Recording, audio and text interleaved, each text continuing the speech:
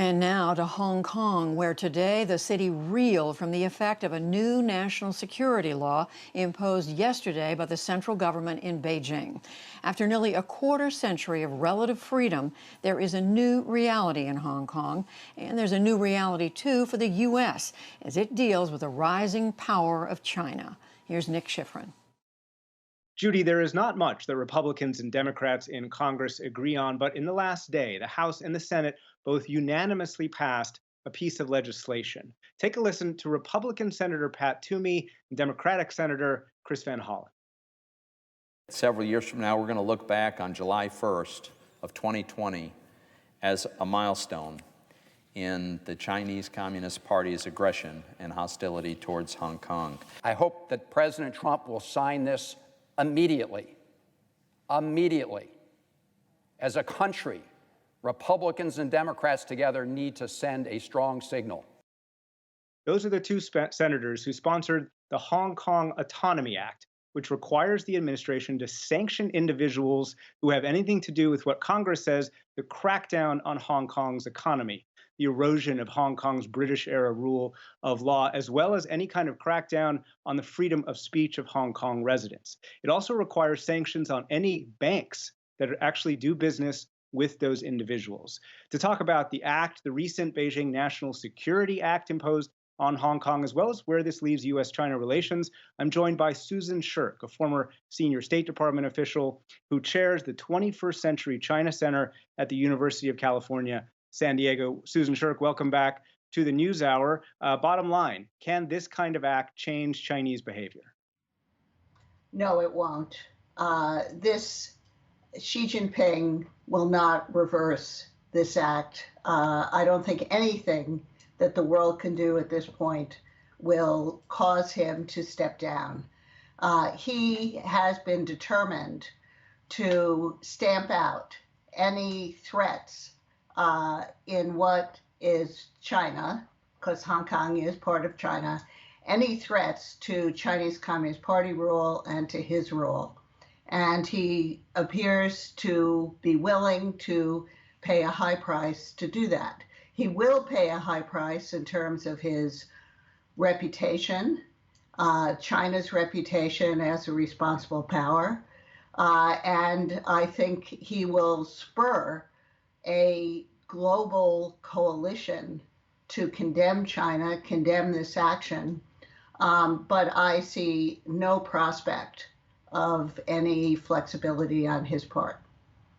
The specific actions that senior administration officials I talked to that believe that they can somehow change Chinese behavior include two things. One, sanctioning senior Chinese officials and naming those officials, and two, some kind of reaching out to civil society in Hong Kong to, at the very least, give them access to the United States. Can either of those actions help?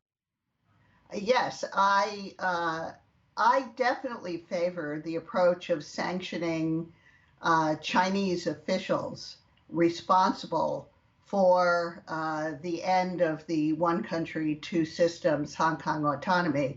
That's a much better approach than changing our treatment of Hong Kong, which is what President Trump earlier said he would do, which is for years we've treated Hong Kong separately as a separate customs territory in our economic regulations, trade status, and various other types of cooperation. Even more, think we need to strengthen our ties with Hong Kong civil society, universities, NGOs, and I even think that we ought to join with the UK and with Japan and Taiwan. These countries are offering to take in basically political refugees from Hong Kong. I want to zoom out a little bit. The national security legislation that Beijing has imposed on Hong Kong is sweeping. Anyone can be arrested or jailed for talking about separating Hong Kong from Beijing, from anyone who gets any kind of support from a foreign country, even, quote, provokes hatred of Beijing. What does the legislation itself say about the nature of the government in Beijing? Well, it does give us, it's so heavy-handed, it's so vague, so poorly drafted, so expansive, including a kind of global scope. You don't have to be a Hong Kong citizen to be punished under this law.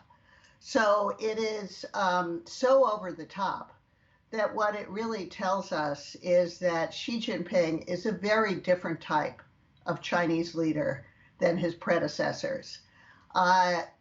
Previous leaders were willing to tolerate Hong Kong autonomy because they had pragmatic interests in Hong Kong as an important place for global finance and trade to help the development of the Chinese economy.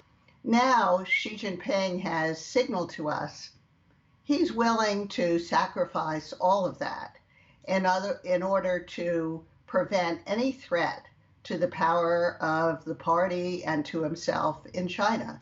And I think he may actually really believe that all of the pro-democracy sentiment, the millions of people who were out on the street in Hong Kong, the people who voted for pro-democracy legislators in the local elections a few months ago, are somehow doing that because of foreign subversion.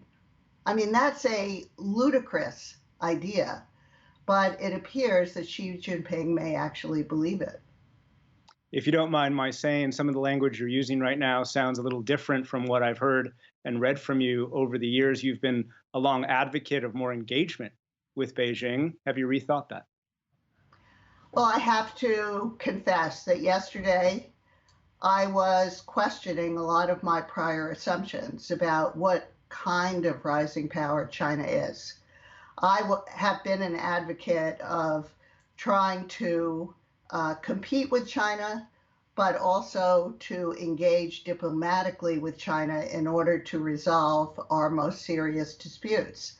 But I'm not sure how you deal with Xi Jinping's regime, and I am rethinking a lot of my premises about how the United States should really deal with this type of regime. Susan Shirk, thank you very much.